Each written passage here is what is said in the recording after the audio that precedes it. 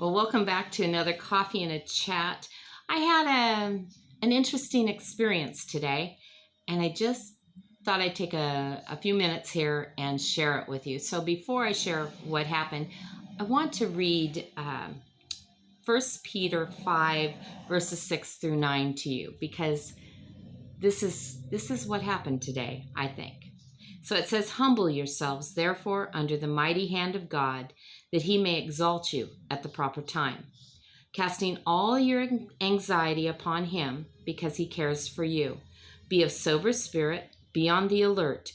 Your adversary, your enemy, the devil, prowls about like a roaring lion seeking someone to devour. But resist him, firm in your faith, knowing that the same experiences of suffering are being accomplished by your brethren who are in the world." Okay, so I can't really explain the whole story of what happened. I'm not fully sure, but weird thing happened.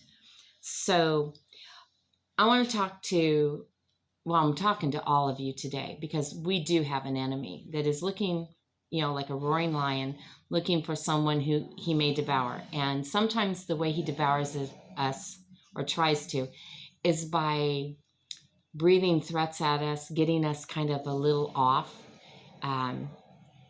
rattling our cage. That's what he did to me today, to get us a little, Okay, so those of you who have been abused, I have a past of abuse. It has deeply affected me.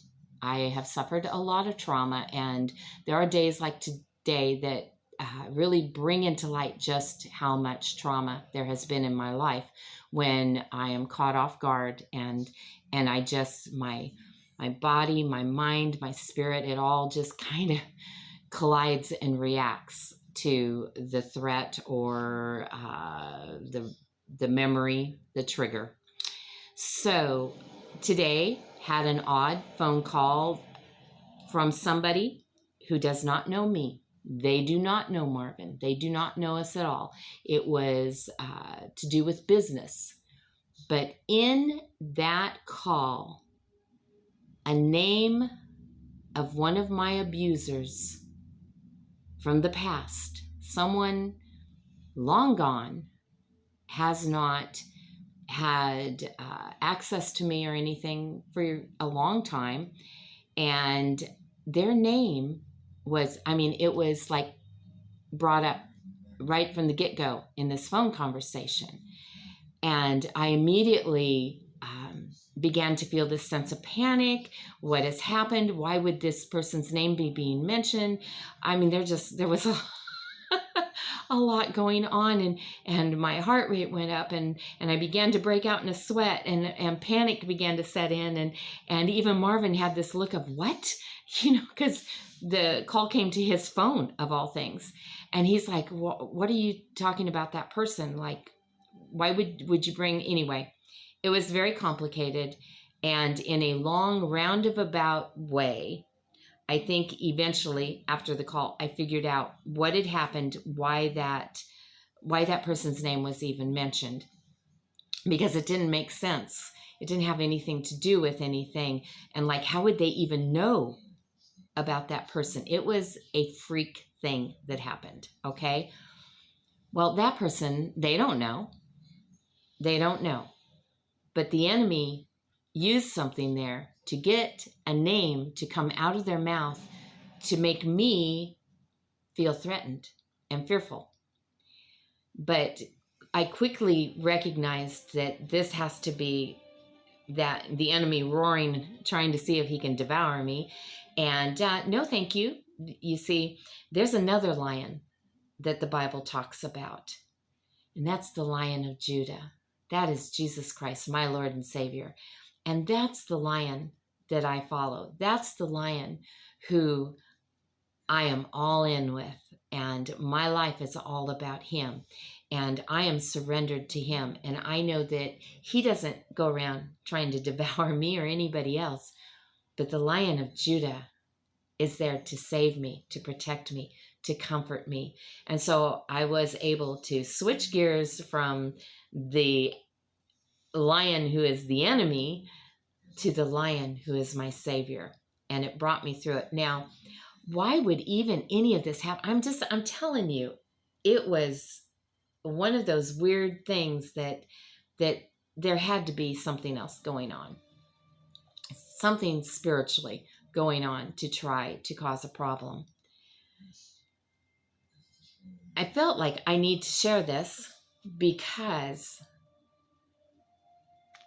what did verse 9 say? And knowing that the same experiences of suffering are being accomplished by your brethren who are in the world.